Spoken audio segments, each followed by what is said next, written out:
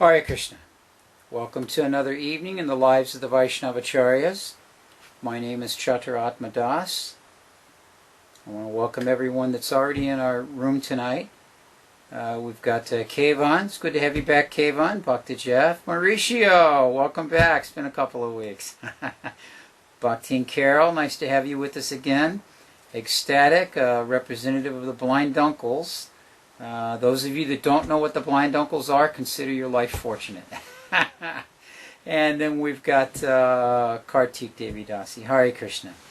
Nice to have you all back. Okay, so tonight we're going to see if I have the abilities that the devotees here at Krishna.com think I have, because my tech guy, the ever-faithful, always dependable Abai, is sick. And not only is he sick, but his wife's sick. And not only is he and his wife sick, but a little baby who's just been born a few weeks is sick. So he set me up and he's headed home, and we're going to see if I can pull this off on my own. So, Abai, thank you very much. Go home and get well. We'll see you next week.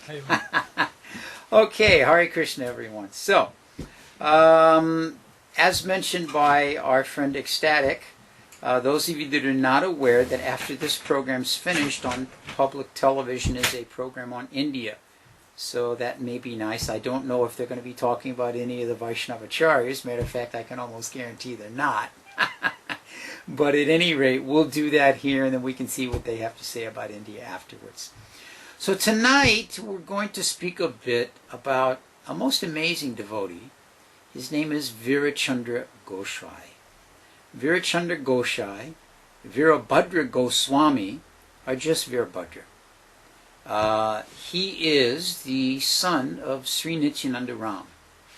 But before we talk about Nityananda Ram having a son, I want to read a little bit of a conversation between Lord Nityananda and Lord Chaitanya. This conversation, of course, took place when they were both still here on the planet, high in the midst of their transcendental pastimes. So they were staying, Lord Chaitanya had taken sannyas and was living in Jagannath Puri, Nilachala. And Lord Nityananda, along with Shivananda Sain and the entire crew, we've told this story many times in many different forms, was going to Jagannath Puri regularly for the festival. So one day after the Jagannath festival had taken place, Lord Nityananda was called to the side by Lord Chaitanya. And I was just reading this to Abai, the beautiful Bengali, which I'm sure I butchered mercilessly, but I'm going to read simply the translation here for this purpose. So Lord Chaitanya said to Nityananda, "Dear Shripad, please return to Bengal and get married. Then all the people will be delivered. I'll again manifest in your family and stay in your home." Important point, make note of this. I will again manifest in your family and stay in your home. I'll distribute Krishna Bhakti and deliver the whole world. These incarnations of mine are secret and hidden in the scriptures. No one knows my inconceivable energies. Only you know them perfectly, and others know only by your mercy. In Dwapara Yuga you did not expand your family in the Yadu dynasty, but this time your family will increase in this world. So Nityananda replies to him in the most amazing way. He says, "You are the cause of everything. You are the operator, and I am the machine. You can do with me as you like. No one can direct his intelligence independently. You're my personal benefactor, protector, and maintainer. All I do is dependent on you. You made me a mendicant and made me travel all over the country. Yet you put a curtain on my eyes and remain hidden from me directly." So then he goes on to say, if you want me to get married, then I will get married. But what about you? You've abandoned household life and now you're asking me to take it up. So in this way, back and forth, the two of them go. The ultimate conclusion, of course, is that Nityananda would return to Bengal and take up the Grahastha ashram. Now, when Nityananda returned, the person that was instrumental in this is someone we spoke about last week. I don't know. I know some of you in the chat room were with us last week, and I don't know how many of you in Webland. out there were with us, but we spoke about Udarnadatta Thakur. Udarnadatta Thakur went with Lord Nityananda to the home of Suryadas. And Suryadas had two very beautiful daughters, Janava and Vasudha. And so the arrangement was proposed that Suryadas should allow for his daughters to marry Lord Nityananda. And Suryadas had had a dream that indicated this would be a good thing, and so he was favorable to it. He had presented the dream to his family members, to his brothers and uncles and other elders in the family, and they all said, well, you can't base, activities in this world on a dream, so, what about practical things? So Suryadas, for the pastimes of Lord Nityananda, became covered by illusion. And he said to Nityananda, yes, we would like to give our daughters to you. But how is that possible? Because we don't know what caste you come from. We don't know what type of business activity you do.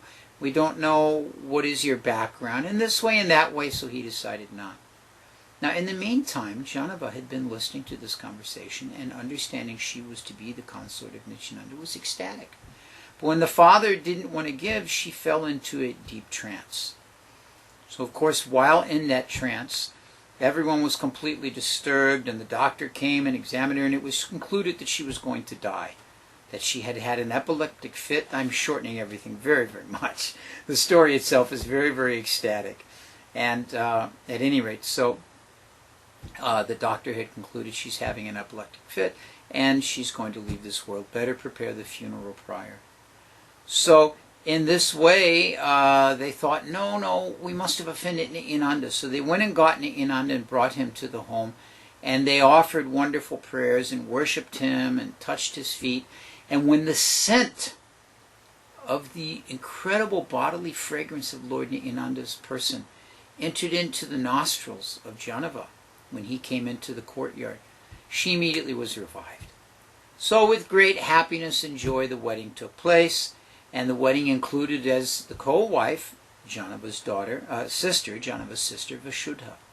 So these two represent the energies of the Lord, Bu and Shakti, Bu and Shri. These are the two prominent feminine energies of the Lord, and they are present there. So in this way, Vasudha gave birth to two children. Ganga was the daughter, and Virachandra, or Virabhadra, known by both names, was the brother, the son. So this is how it came to be. So I want to read a bit from the Chaitanya Charitamrita, just some quotes from Krishnadas Kaviraj. Constantly throughout this evening we will be referring to three main sources of information: the Chaitanya Charitamrita of Krishnadas Kaviraj Goswami, the Bhakti Ratnakar of Narhar Shakar, and the Prem Vilas, written by Nityananda Das. This is not written by Nityananda himself, but by his follower, Nityananda Das, who was a disciple of Janava. So, in the Gauragona Desha Dipika, we've quoted each show, we mentioned these. Gauragona Desha Dipika is the pastimes of the Lord's devotees, described, their identity described by Kavi Karnapur. So he says, the expansion of Sankarshan, who sleeps on the ocean of milk, whose name is Kshirodakshai Vishnu, has become Virachandra. He is non-different from Chaitanya himself. Now you remember when Lord Chaitanya, I said, pay attention to this point, because when Lord Chaitanya said, you get married, then I will manifest in your home and enact my pastimes there. So this is what is indicated, that this Sankarshan, who is the expansion, well, we'll go on and read here. The Supreme Personality of Godhead, Sri Krishna, is the origin of unlimited expansions and incarnations. He is the avatari. His first expansion is the root, Sankarshan, or Balaram. This same Balaram appeared with Lord Chaitanya as Nityananda Prabhu.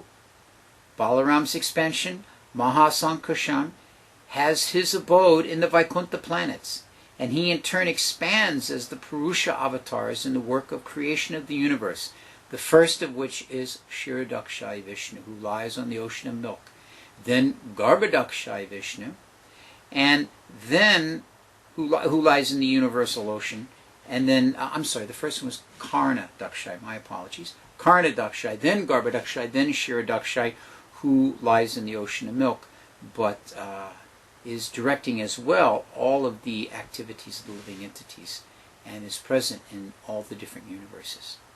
So he is known as Aniruddha, and in the course of Sri Chaitanya Mahaprabhu's pastimes, he appeared as Virabhadra Prabhu, the son of Lord Nityananda, and his energy Vishuddha. Okay. So there we have a little bit of a technical description of the identity of Virabhadra and the importance of his placement in the incarnations. I see we have 2 new devotees that have joined our chat room here, actually 3 now. Manasa, Hare Krishna, welcome. Red, seems that you're known in the chat room. We welcome you as well. And Manjesh, very good to have you here. So those of you that have just joined in the chat room, if you wouldn't mind, we'd just like you to jot down where you're viewing and entering the chat room from. We'd like to know where the different devotees are tuning into our programs from. So thank you very much. All right, so Krishnadas Kaviraj continues in his Chaitanya Charitamrita. He describes that Virachandra is the best branch of the tree of devotional service of Lord Nityananda.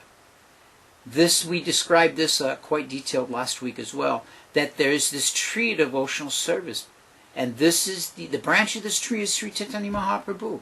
And coming up from this branch are 2 main sub-branches, one of which is Advaitacharya and one of which is Nityananda.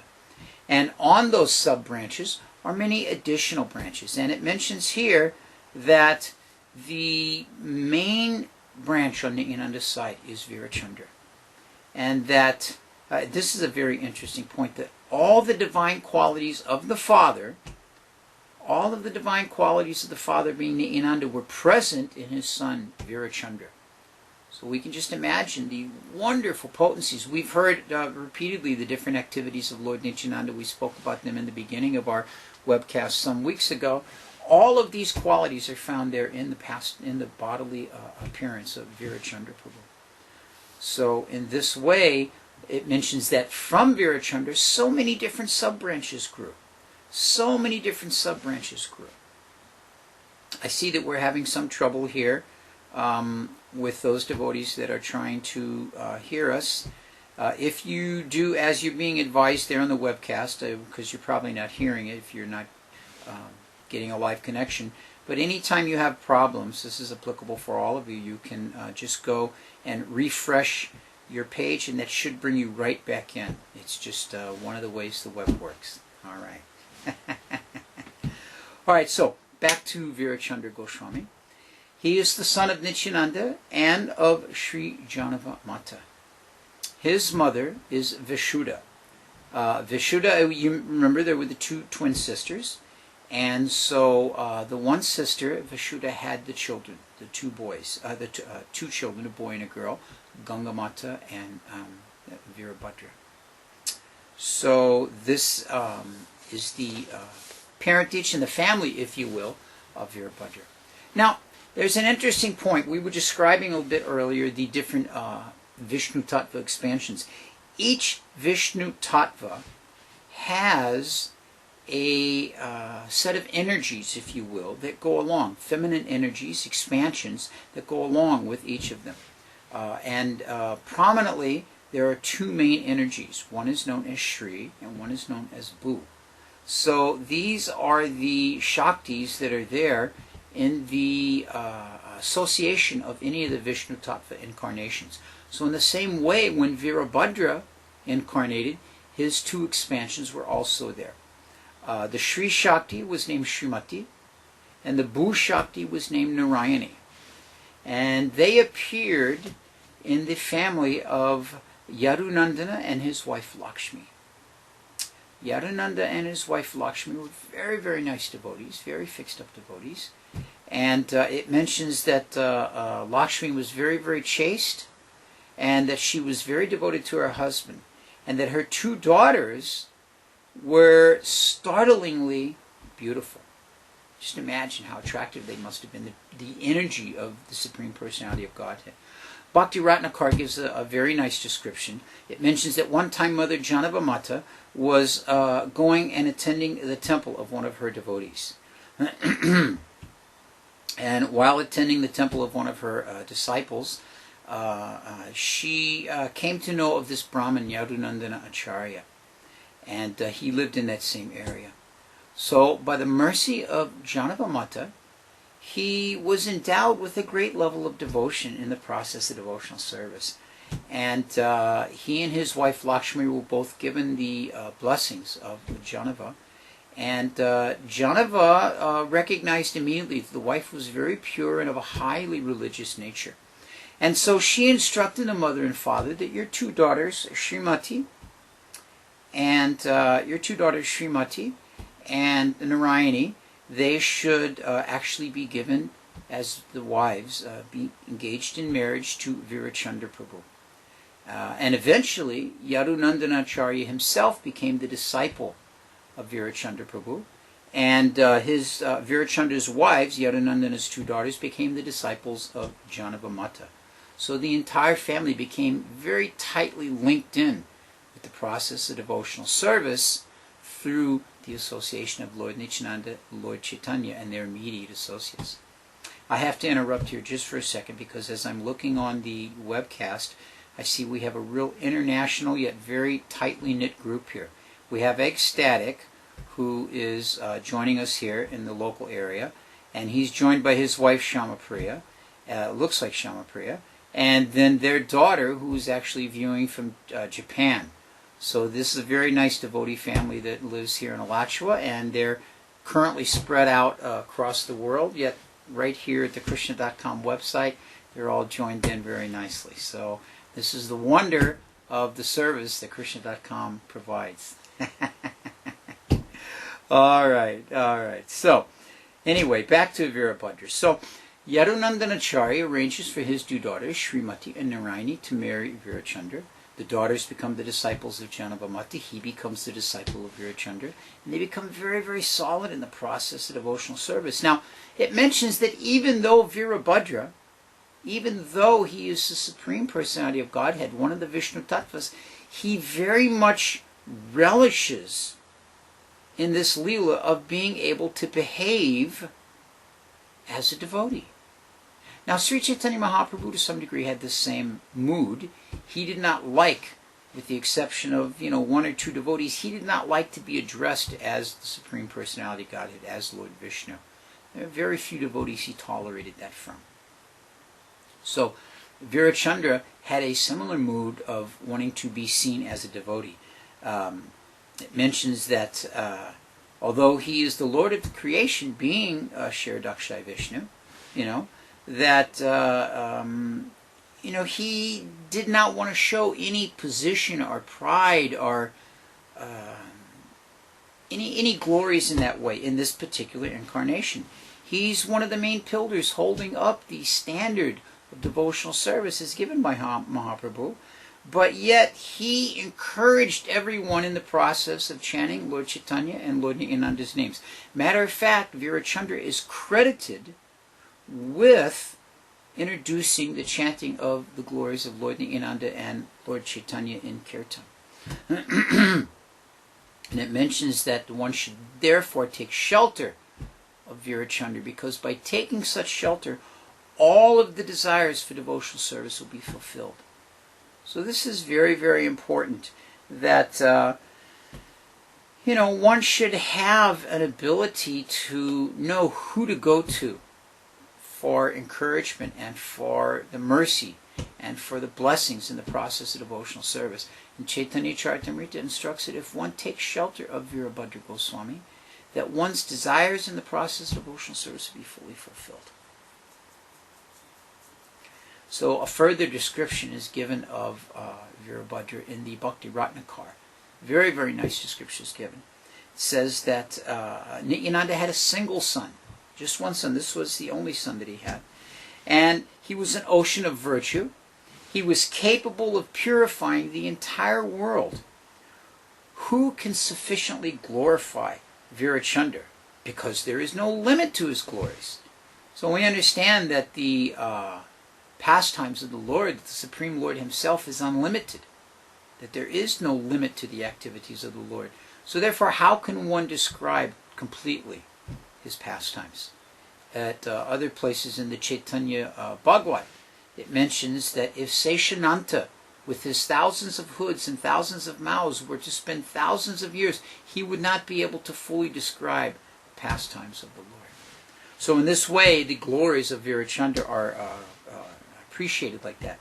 How much he's a famed branch in the tree of devotional service of Lord Nityananda, that he's the root of all joy, and is sometimes known as Virabhadra, sometimes known as Virachandra. We mentioned this. If anyone sees him even once, they will give up everything and make his lotus feet their all in all in their life. So just imagine to have had the opportunity to see personally Virachandra and to take shelter of him. Make that the all in all. Now, we mentioned that Yadunandanacharya took initiation from Virachandra, and we mentioned that Virachandra's two wives, Srimati and Narayani, took initiation from Narayani. We didn't happen to mention who he took shelter from, who Virachandra was initiated by. This is a very wonderful story. It's told a couple of different ways. Now, keep in mind that as Virachandra has his two potencies, Shri and Bhu, we mentioned in the beginning that Nityananda has his two potencies, Shri and Bhu, and they were Janava and Vishuddha. They were non-different than Lakshmi, the goddess of fortune, the supreme servitor personality of Godhead in her feminine form. So Janava was not an ordinary individual, and this indication was there. One time there was a situation where she was, the story goes one of two ways, both are told in different shastras, that one is that she was gathering water from a well, and the other is that she was serving prasadam. I've seen it written in bona fide shastras both ways. The point is that in either case, in the process of rendering that service to the devotees, the top of her sari fell, and she was exposed. Some of you may know it's quite a common occurrence that in Bengal, especially in earlier times, the ladies did not wear cholis so much. They covered themselves in such a way that they were never exposed. This is the benefit of a long sari there. It's very, very lengthy, and they can be wrapped very nicely. So at any rate, somehow her sari fell, and she was engaged with the two hands, and so she manifested an additional two arms, her four-armed Vaikuntha form, and then took her cloth and covered herself. So Virabhadra saw this, and he understood very clearly at that point that his mother was not an ordinary personality, but was a supreme personality. In addition to the fact that she had taken over the responsibility for all of the Vaishnavas after the departure of Nityananda. First, of course, Lord Chaitanya left, and everything was left in the hands of Nityananda. Then when Nityananda left, all the Bengali and Puri Vaishnavas took shelter of Janava Mata, and she became the prominent acharya in the Gaudiya line at that time. So, in addition to that responsibility, Virachandra could understand she was a, very powerful spiritual person as well. And so he accepted initiation from her. So in this way, we find that he's initiated by Janava Mata, and his wives are initiated by Janava Mata. The whole family has the same guru. And then the father-in-law is initiated by himself. So very, very wonderful like this. Now, it mentions that this is particularly expressed by Bhaktisiddhanta Saraswati in some of his commentaries on the pastimes of Lord Nityananda and Lord Chaitanya and their immediate associates. He mentions that Virabhadra Goswami had three very prominent disciples. These disciples became celebrated due to their service and their commitment to the path of devotional service. They were considered to be like the sons of Virachandra.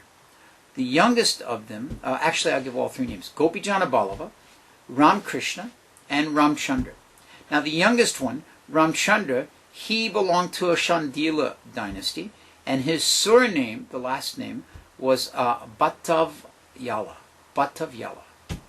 And he established his residence in Kardaha. Now Kardaha, of course, some of you may remember, is the place where Nityananda originally lived. Not Ekachakra where he was born, but after Lord Chaitanya had him marry, this is where he set up his base, in Kardaha. And then the eldest of the disciples, Gopijana Ballava, he was a resident in a town known as Lata, and it's in the Burdwan district of Bengal. And then the second of the three, Ramkrishna, he lived near Maladaha, and Maladaha is in an entirely different district.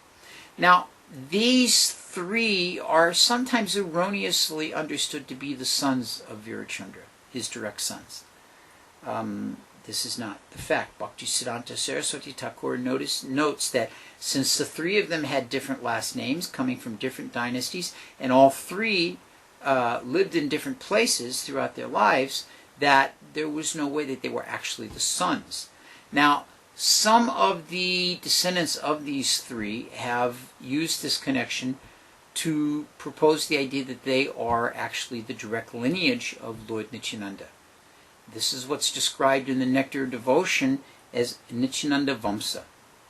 Nityananda Vamsa means one who is, qualified by dint of his heritage, of his lineage of coming from Lord Nityananda himself. So this begins from these three disciples, but in reality the Acharyas have pointed out that these were not the sons of Virabhadra. Therefore, this idea of Nityananda Vamsa is a bogus idea.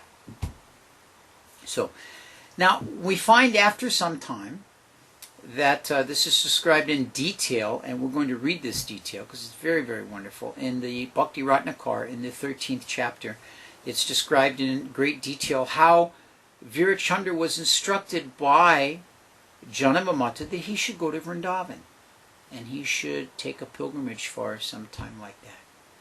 So I'm going to read this as it's given in the Bhakti Ratnakar, because the descriptions of Narahari Shakar are very, very wonderful in the activities that are taken up by Virachandra as he's working his way towards Vrindavan. As you may have heard in many of the pastimes of the different devotees that go to Vrindavan in these webcasts, that none of them go directly, just like, hop on the plane in New York, fly directly to Boom. They all take the different pilgrimage paths and stop in all these different places. So this is what also we see. On the order of his mother, Sri Birachandra Prabhu made a pilgrimage to Sri Vrindavan Dham. First, he visited the home of Udarnadatta Thakur in Shaptagram. Now you remember Udarnadatta Thakur was prominent as one of the 12 cowherd boys associates of Nityananda.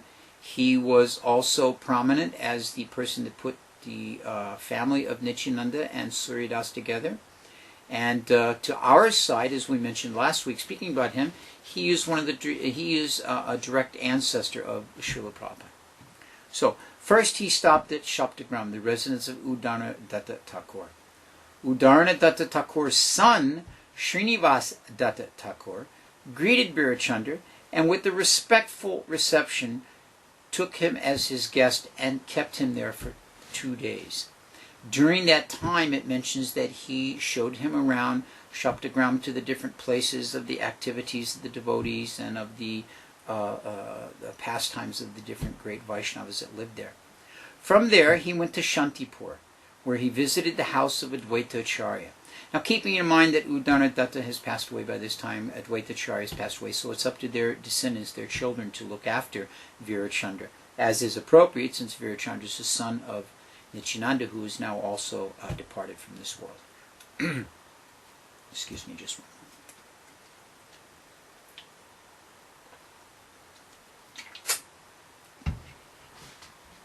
moment. All right, so he's in Shantipur. Some of you may have had the opportunity. I was fortunate to be on the Padayatra in 1986 during the 500th anniversary of Mahaprabhu as they finished up to go into Mayapur. And a couple of weeks, 3 weeks before that, they were visiting the different places in Bengal, and we visited Shantipur. Shantipur to this day is a very, very wonderful and peaceful and very, very nice place. So when he was in Shantipur, Sri Krishna Mishra, one of the 6 sons of Advaita Acharya, remember 3 were followers of Mahaprabhu and 3 were Mayavadis. So Krishna Mishra cordially welcomed Birachandra with a full reception, and then they formed a large Sankirtan party in which everyone in Shantipur was drowned in the sweet waves of the holy name. From there, Birachandra went to Ambika Kalna. You remember Ambika Kalna is the residence of 2 devotees we've spoken about, actually 3 devotees we've spoken about. One is Gauridas Pandit, his deities are there. The second is Hridoy Chaitanya, the disciple of Gauridas Pandit. And the third is the disciple of Hridoy Chaitanya, Dukhi Krishna. Dukhi Krishna, who later, as we remember, became the world-known Shyamananda. So very, very wonderful place, this Ambika Kalna. I've also had the good fortune during this same tour to travel there, and this is a city that is just so nice. It's just right on the bank of the Ganga, very nicely developed. There's the place where Lord Nityananda's marriage took place is in this town of Ambika Kalna, and there are many beautiful places there. In the two main temples in Ambika Kalna, one of them, they have a large glass display box, and in that box is the oar that Lord Chaitanya used to row himself across the Ganges when he went to visit Ambika Kalna. And in the next temple is a 6-foot Tulsi staff, which was the personal walking stick of Lord Nityananda. These are both in those two temples. Very, very nice place. So this is Ambika Kalna. So Hridoy Chaitanya was present at the time, and he received Virabhadra Goswami with great respect and a wonderful reception, had him stay for some days. I see we've got Street Lotus has joined us in the chat room. Street Lotus, welcome. If I remember correctly, you were with us from New York last week. Thank you. It's nice to have you back. So then from Ambika Kalna, Virabhadra Goswami went to Navadvip down to the house of Jagannath Mishra. Now we remember from last week that Jagannath Mishra's next door neighbor was Jagadish Pandit. He and his wife, they became very close associates of Jagannath Mishra. And of course Jagannath Mishra, Mother Sachi have long departed at this time. Mahaprabhu has departed, Nityananda has departed. So at that time, all the followers of Nityananda and Lord Chaitanya that were present, they received Virachandra with such respect and such love and such affection, and they made him to stay there for some time. And 2-3 days they took him around and visited all the different holy places associated with Navadvip. You can just imagine, for the very moment of getting up in the morning to the very evening, late at night when one falls to sleep, going and visiting all the different holy places in Navadvip. What a wonderful, wonderful activity.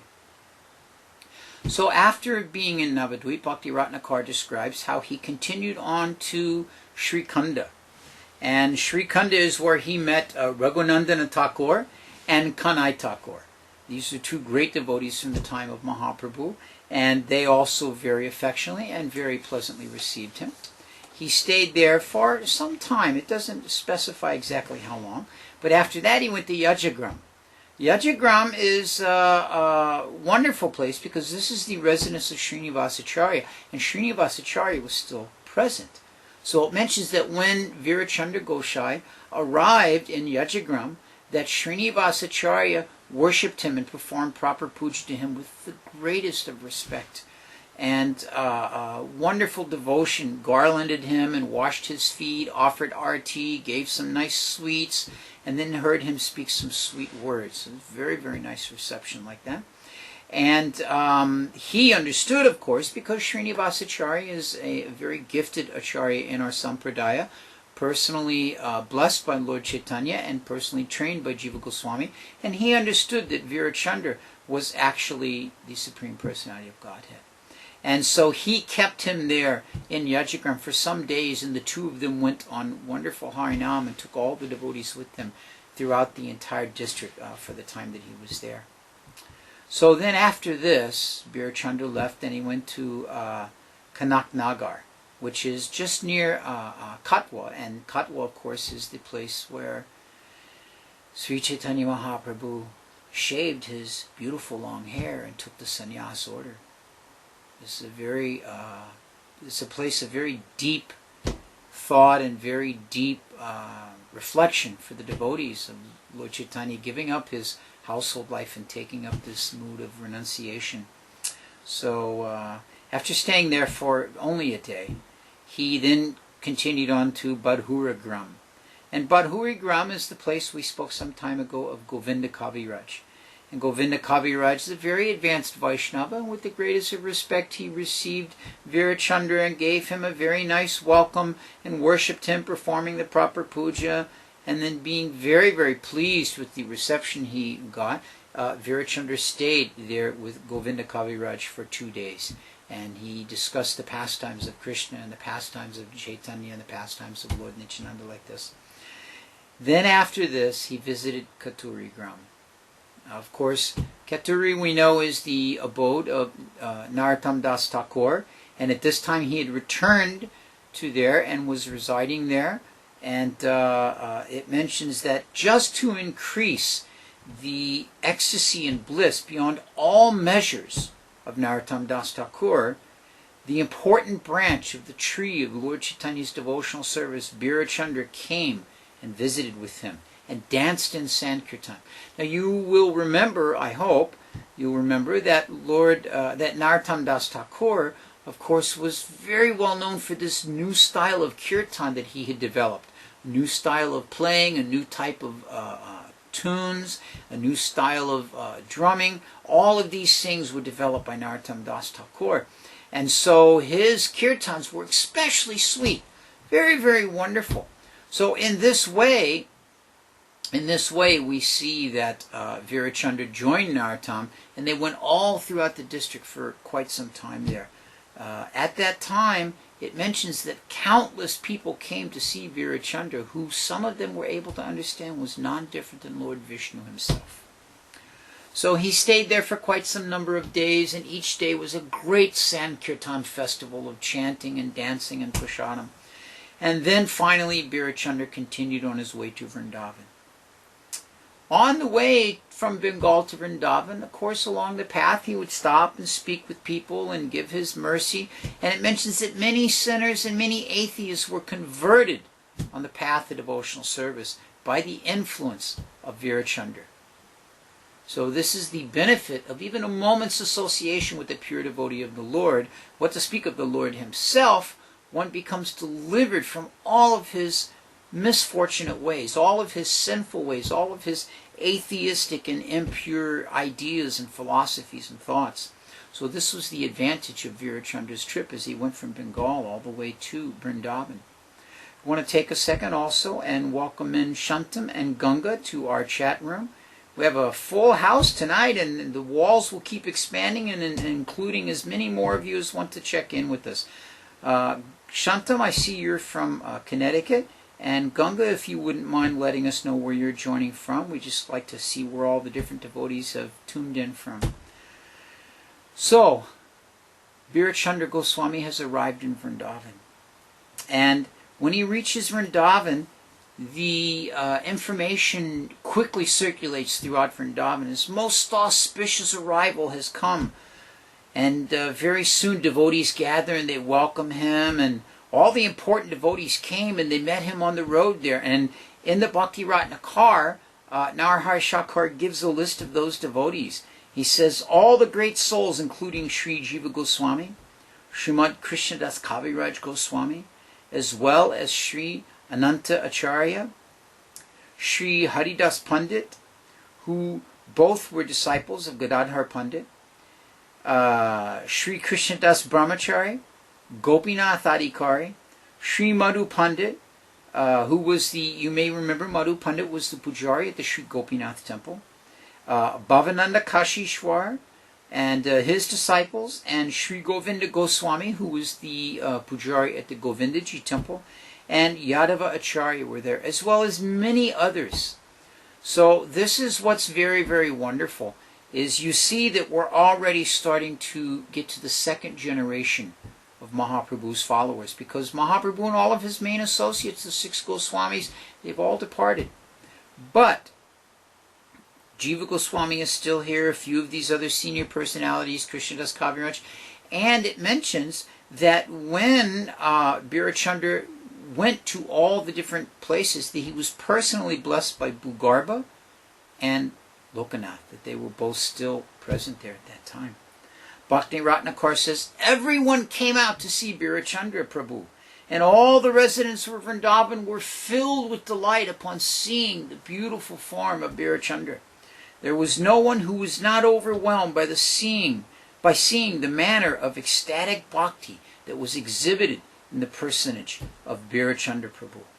He sang the beautiful qualities of Vrindavan and all of the Vaishnavas there. After this, he visited all the deities, predominantly Sri Govinda, Sri Gopinath, and Madan Mohan, and all of the other deities residing in Vrindavan.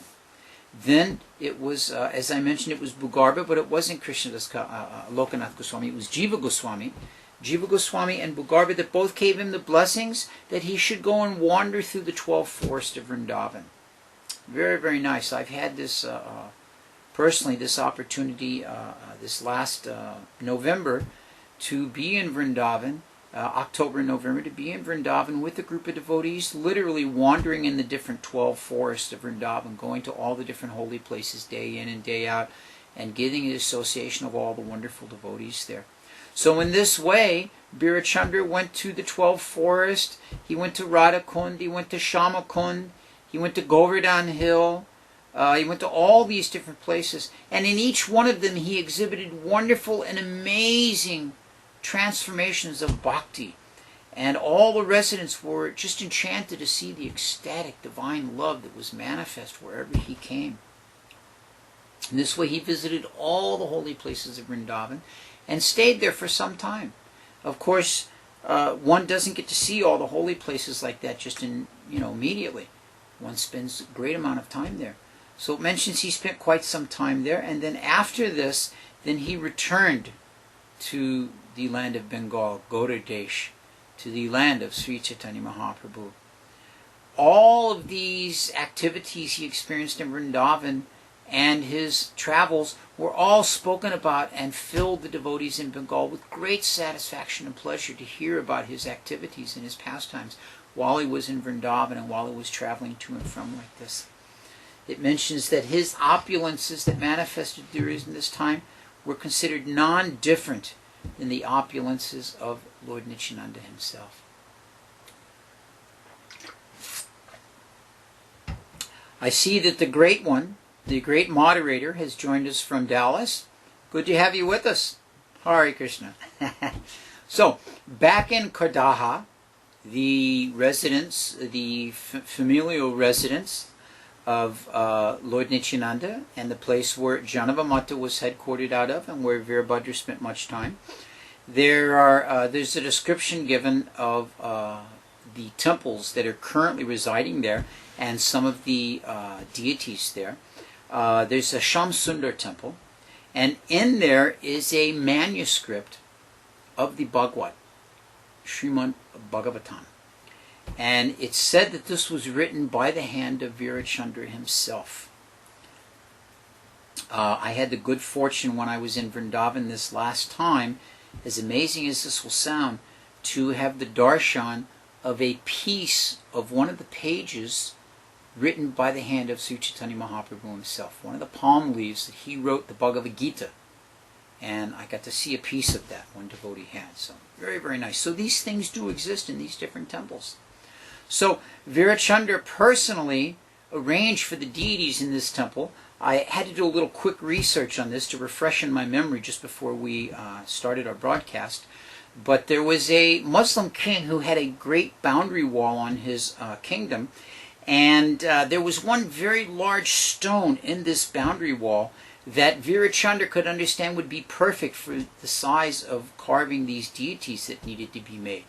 So he convinced the Muslim king to let him have this stone, but the great concern was that it was right in the middle of the wall, and it was such a large stone. First of all, how would he get it out?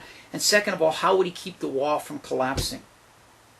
So by the amazing, mystical, supreme potency of Virachandra, Lord Vishnu himself, he was able to remove this stone from the wall. The wall did not change its shape or fall in any way, and he was able to float this stone back to Kardaha. And in Kardaha, the stone was carved into the deities of Shamsundar, Radha Ballabha, and Nanda Dulal. These three deities were carved from this stone. And this place where the stone, he actually floated down the river Ganges. It was a very amazing pastime. And the place where, when he got to Kardaha and they brought the stone inland, this is called Shamsundar Ghat. So it's a very nice place. If you get the chance, you can visit there. And Virachandra introduced in Kardaha the activity of celebrating the birth of Lord Nityananda. Lord Nityananda's appearance day, as we know it. This was celebrated by Virachandra the first time, and he arranged that this would be a regular Vaisnava holiday.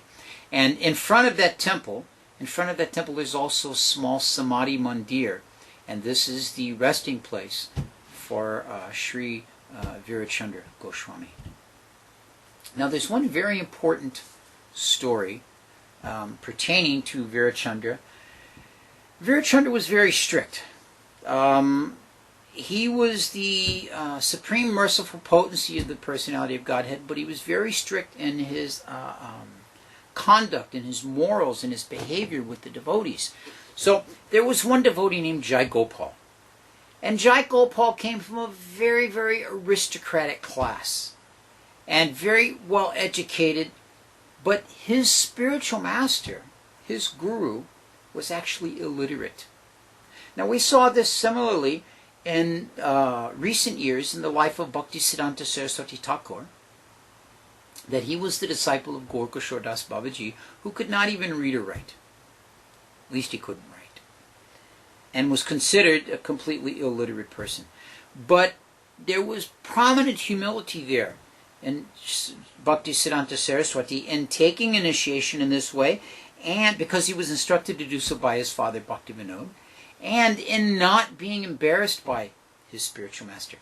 Unfortunately, this Jai Gopal was greatly embarrassed by the fact that his guru was illiterate, and he didn't like to identify himself as the disciple of this guru.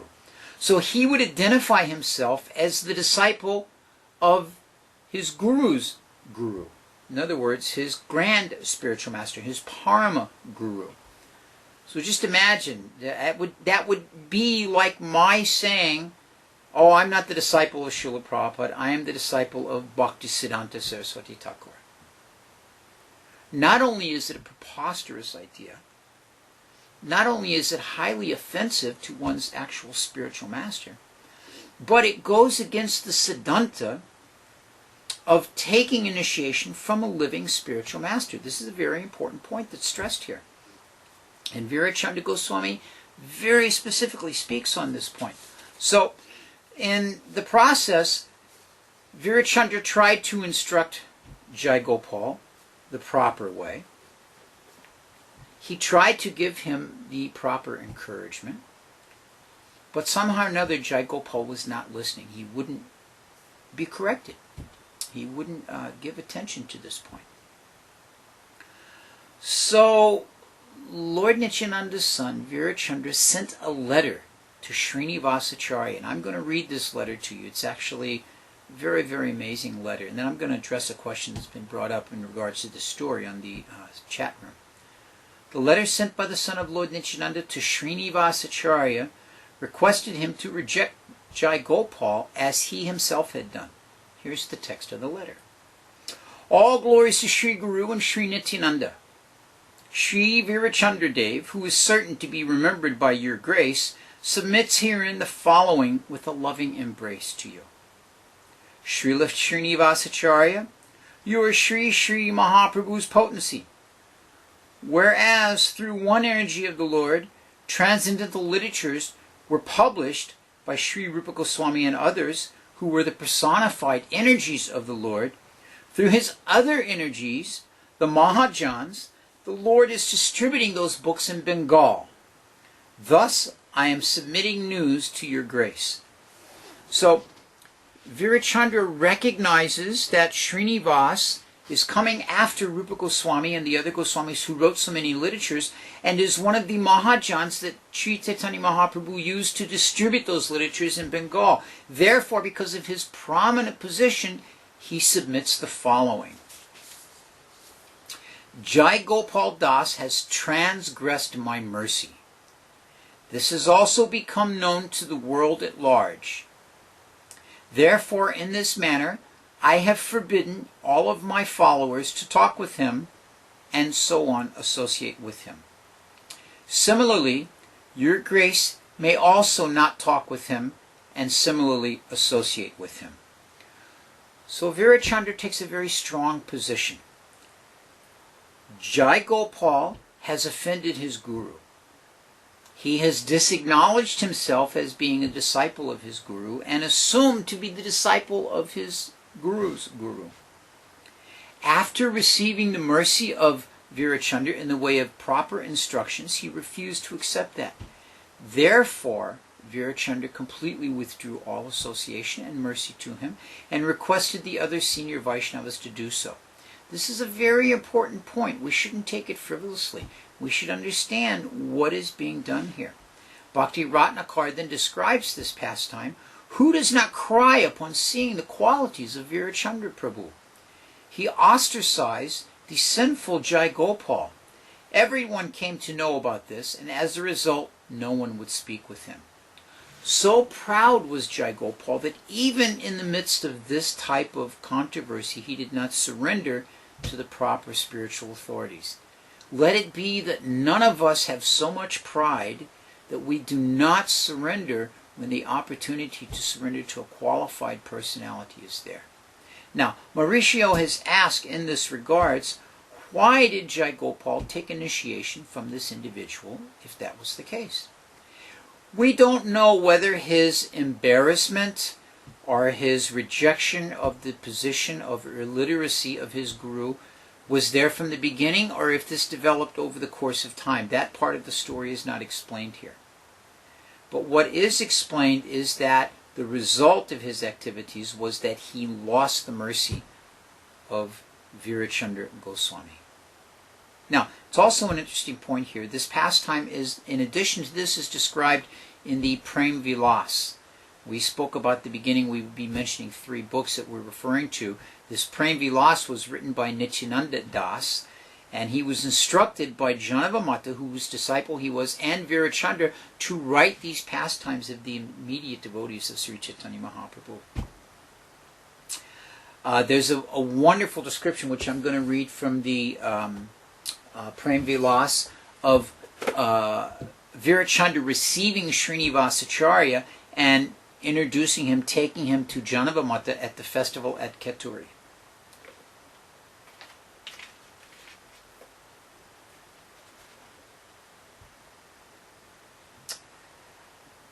When Virachandra saw that the guest standing at the door was Srinivas, he was captivated by his exceptional beauty and absorption in ecstatic love of God.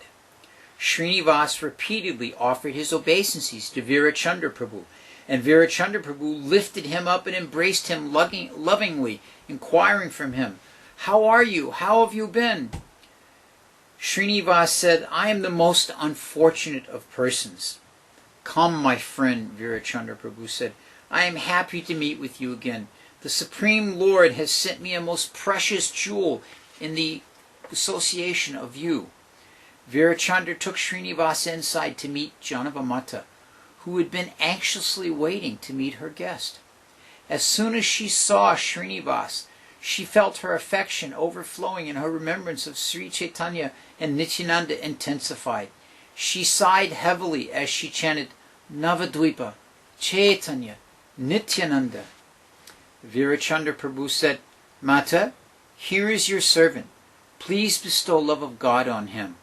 He is on his way to Vrindavan. Please give him your blessing so that he arrives safely. If he meets too many obstacles on the way, he may not arrive in time to see the lotus feet of Sri Rupa and Sri Sanatan." "My dear child," Janavamata said to Srinivas, "proceed quickly to Vrindavan and bring back the books written by the Goswamis. Take shelter at the lotus feet of Gopal Bhatta Goswami." Virachandra then gave Srinivas some prasadam from Janavamata and encouraged him to honor it. While honoring that prasadam, Srinivas was filled with transcendental happiness and intoxicated by love of God. A very, very wonderful, wonderful pastime there. There's many unlimited pastimes available about Virachandra. There's a description, as I mentioned in the beginning, that how is it one can assume to be able to describe all of the different pastimes of Virachandra Goswami.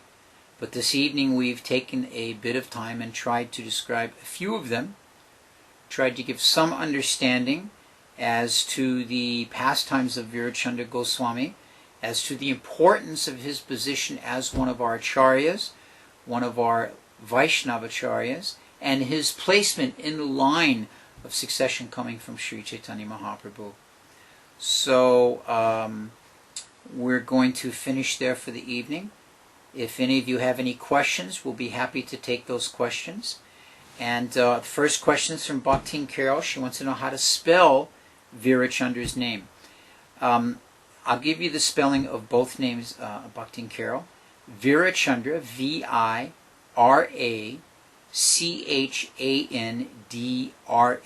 Goswami. Vira with the V, Chandra. R, it's Virabhadra, Virabhadra, Virabhadra. Now, quite commonly in Bengal, the V and the B are transposed, so you may sometimes see that exact spelling, but with the B at the beginning, as in Balaram, instead of a V as in Vishnu. So there you go. So if anyone else has any questions, any of our new guests, we had so many new faces in the chat room tonight. It's really wonderful to see so many devotees joining in. We really appreciate all of you coming and listening to the pastimes of Lord Chaitanya and his associates. If you have any questions, we're happy to have you throw them in there now. Otherwise, we're going to take just a second, gather our things up here, and give you a chance to post any questions you may have. I'd like to... Our great moderator from Dallas is apologizing for joining us late. Bhaktin Carol was looking for you earlier in the broadcast, Prabhu, so you have to be on time in the future. I would like to ask all of you that, of course, there's so many of you in the chat room tonight, this probably won't be possible all at one time, but drop a line to Krishna.com, a little email, and tell them what direction you would like to see this Lives of the Vaishnavacharya broadcast continue. To go back and rediscuss other personalities we've spoken about, or to keep on speaking about newer and newer personalities. As we've mentioned many times, unfortunately, there are only certain biographies available to the Lives of the Vaishnavacharyas. We are not fortunate enough to have biographies on all of Lord Chaitanya's associates. Of course, I'm sure the biographies are out there. Just like Virachandra, there's actually a book called the Virachandra Charita, and it's the entire life of Virachandra and his activities. But of course, it's in Bengal and Bengali, and hasn't been translated, and may not even be available right now. We don't know. So these are just some. I'd like some feedback from all of you. Just take some time during the next couple of days, send an email to Krishna.com, subject matter, Lives of the Vaishnavacharyas, and give me your input, how you'd like to see things go, so we can look at what you all would like to hear. So with that, it's a bit after 9, and we're going to finish again this evening. And we thank you all for joining us. Street Lotus just popped in with a question. Street Lotus, even if it's a question not about today's reading, feel free to go ahead. We'll give you a second to post that.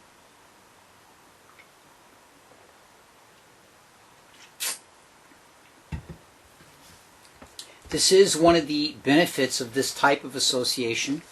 Some of you may or may not have the opportunity for associating with devotees, depending on where you live. And for some of you, this may be a facility for being able to hear and chant about the pastimes of the Lord.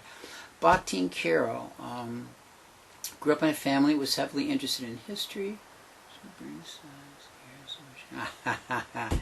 Yes, it is a fact that the idea of researching and becoming involved in history is not new, but it's the type of history that we seek that will enliven us and encourage us. Some people are enlivened to study American history. Some people are enlivened to study European history. We happen to gather here together at least once a week and study the history of the lives of the Vaishnavacharyas. Street Lotus wants to know, how long do we leave food on the altar when offering to Krishna before one takes it and eats it? Well, this will depend, Street Lotus, on whether we're talking about a temple situation or a home situation. I will assume, since everyone here, and especially yourself, I know you're living in New York, we're talking about home deity worship. Deity worship in the home, as instructed by Sanatana Goswami, is done according to the mood of convenience. Not necessarily frivolous or speculative, but according to the need. So let's assume that some devotees show up at your home unexpectedly, and you quickly prepare some rice for them.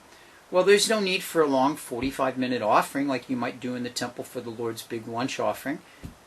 You place it there, you say the particular prayers, you judge a couple of minutes, maybe go back to the kitchen and prepare other preparations, then you take that plate away and serve your guests. If you're just making your own meal, your own dinner that evening, you can leave it on long enough to make the offering, say the prayers, maybe sing a bhajan, maybe read a verse or two while the Lord's eating. Maybe here again, go back to the kitchen and clean up a bit while the Lord's eating, so that by the time you take your prasadam, things are a bit cleaner. These are all time and circumstance standards that are all acceptable in household deity worship. So if you're in a situation where you need to very quickly make an offering, maybe things will be done a bit shorter than at a time where you're making a grand feast for the Lord. So, this is a very nice opportunity to really see what is it that's going into the offering, At any rate, this is according to your circumstance. But the main thing is the devotion that one offers the prasadam, the bhoga, to the Lord with. Whatever you're preparing, Krishna says in the Bhagavad Gita, all that you do, all that you eat, all that you offer unto me, do with love and devotion. So that will determine the real outcome. The exact time, whether it's 2 minutes, 5 minutes, 10 minutes, 15 minutes, that may be flexible. But the real outcome will be the amount of devotion that goes into the offering as you're preparing it and as you're offering it as well. Okay. So I hope that helps you out there, Street Lotus. I hope that gives you a little bit of an idea. And do keep in mind, all of you, that if you have any questions you'd like direct to me when we're not online during the week, you can also send those to krishna.com and just put in the subject for Chaturatma Das. They'll forward them to me, and I'll be more than happy to address any questions you have on a one-on-one basis. So, once again, we thank everyone for joining us. We're going to wrap it up this evening. And once again, thank you for being with us for another evening in the lives of the Vaishnava Acharyas. Hare Krishna.